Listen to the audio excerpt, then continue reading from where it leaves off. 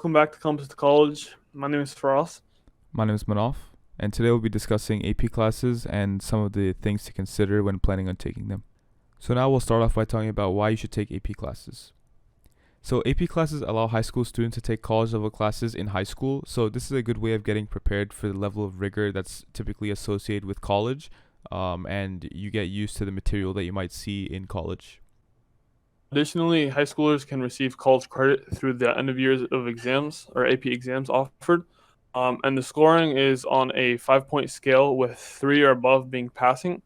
However, just because you receive a 3 on an AP exam does not necessarily always mean that you will get the college credit. It typically varies between colleges. Furthermore, it might seem easy because a 3 does not seem like a very high score. However, even though the scoring system might make the exams seem easy, the passing rate for these types of exams are typically around 50%, which represents just how rigorous these courses can be. High schools often reward students who take AP classes with a GPA increase. While it varies between schools, the system works in a way where an AP class would be considered maybe a 5, as well as dual credit classes, while honors and pre AP classes would be considered a 4.5, and on level classes would be considered a 4.0, with a point being deducted from each class based on the letter grade. So if you get a B in an AP class, you would get a 4, which is 5 minus 1. And all of these are averaged together to create your GPA. And so taking more AP classes can help increase your GPA. Furthermore, taking AP classes and maintaining good grades can be a good way to boost your class rank. College Board, which is the company that's behind AP classes and SATs, they provide AP Scholar Awards for high AP scores. So these are a series of awards ranging from an AP average of 3.25 all the way to an AP average of 4. And you have a few different tiers of awards. They go all the way up to the National AP Scholar. And so these are relatively prestigious awards, and they can be a good thing to add to your resume to help your chances of getting into college, to show how proficient you are in college level classes. Lastly, maintaining good grades in multiple AP classes and getting high AP scores is a good way to demonstrate your college readiness and preparedness to admissions officers. So now we'll be discussing how to choose proper AP courses. So, one thing that's important to keep in mind is that you should be choosing classes pertaining to your intended area of study. For example, if you plan on majoring in computer science, it would be advisable that you take a AP computer science class such as AP CSA or AP CSP. So make sure that the APs you take are accepted by a college and major plan. So this is a big mistake I see people making. They think that just because an AP class can be redeemed for a college credit means that it's an actually useful college credit. A lot of majors, they only require a certain amount of a certain type of class, or they may not even require that type of class. So what might end up happening is you might have a lot of AP credits, but you might realize that only a few of them are actually useful for advancing your major plan. And so keep that in mind when choosing your AP classes. Something else to keep in mind when selecting your AP classes is to find a good balance between challenging versus overexerting yourself. Oftentimes, what people do is they select one too many AP courses and find themselves overwhelmed at the end of the year when they're not able to keep up with all of them. And oftentimes, as a result, they end up failing their AP exams. So to get a good gauge of the rigor and course load of the class, you should try asking some people who have already finished the course, as well, specifically people who have had the same teacher, because that can give you an indication of how the course is, and it's something important to check before you dive headfirst into a difficult AP class. Next thing we'll be talking about is common misconceptions when selecting AP courses. So one of the most common misconceptions I see are that a high pass rate in a class means an easy AP class. So pass rates can be found by Googling score distributions on past AP exams for different classes.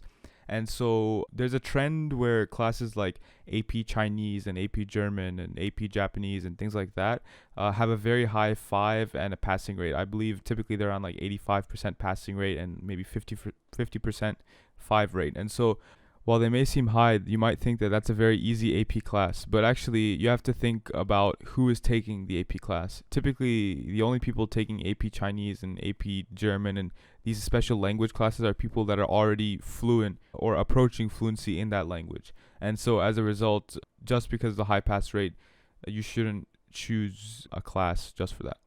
Another common misconception is I could handle a lot of AP classes. It's important to recognize your other responsibilities you have during your high school career and plan accordingly.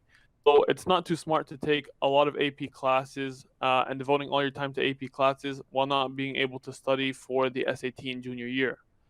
Therefore, it's important to recognize your limits and your other responsibilities when selecting the number of AP classes to ensure that you're not overwhelmed when taking these classes. So the next misconception is that the easy teacher is better than the hard teachers. And so while this may seem like it's true because, oh, I'll get an A in the class, AP classes are not just about getting an A in the class, but rather also passing the AP exam. And given the rigor of the AP exam as demonstrated by the 50% pass rate, as well as if you're trying to apply to higher end school, you need to make sure that you get fours and fives rather than just threes. And so the easy teacher may not necessarily prepare you as well for the AP exam as the hard teacher. So that's something to definitely consider. Another thing to keep in mind is that each college has its own transfer equivalencies, and they may even choose not to accept certain AP credits.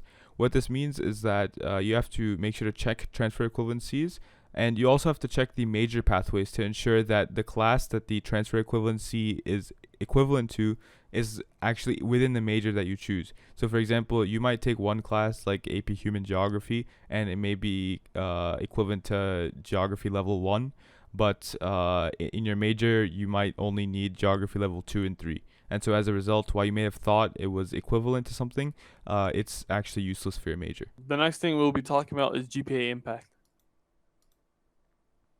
What many freshmen don't realize is there is a rank system in the school based on GPA. And so taking AP classes is a good way to boost your rank, your class rank, and recognizing this early on when most people are really not concerned with this can give you an edge on the competition in your later years of high school. So, next we'll be discussing AP versus dual credit.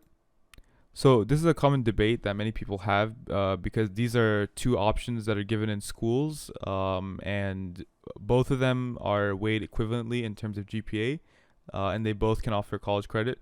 So the main differences are that AP is applicable on a national scale, so even out of state, it can work, while dual credit is typically relegated to the state that you're taking the dual credit class in, because it's like a community college type of credit. And if you would like to apply for like Ivy League schools and schools out of state, it's typically better to apply for AP or take AP classes because they're also considered a bit more prestigious because they're considered a bit more rigorous because the entire credit is based off of one exam, while in dual credit, about 40% of your grade is based on two exams, while the other 60% is based on classwork and homework. So the general consensus is that if you'd like to stay in state, you might want to consider dual credit, while if you want to go out of state and attend more prestigious universities, you might want to take AP. One thing to keep in mind is that dual credit is typically easier, but can adversely affect your college GPA if you make a mistake. What does this mean? The actions that you take in high school will now affect and reflect that your college transcript. So just be wary of that and keep that in mind when taking dual credit classes. Thank you for watching another video of Compass to College. If you'd like to see more about what we do at An-Nisa, you can visit us at annisa.org. If you'd like to see more about the work we do at HBS, you could visit us at hbsglobal.org. If you have any questions or comments or concerns, you can email them to me at masif@annisa.org.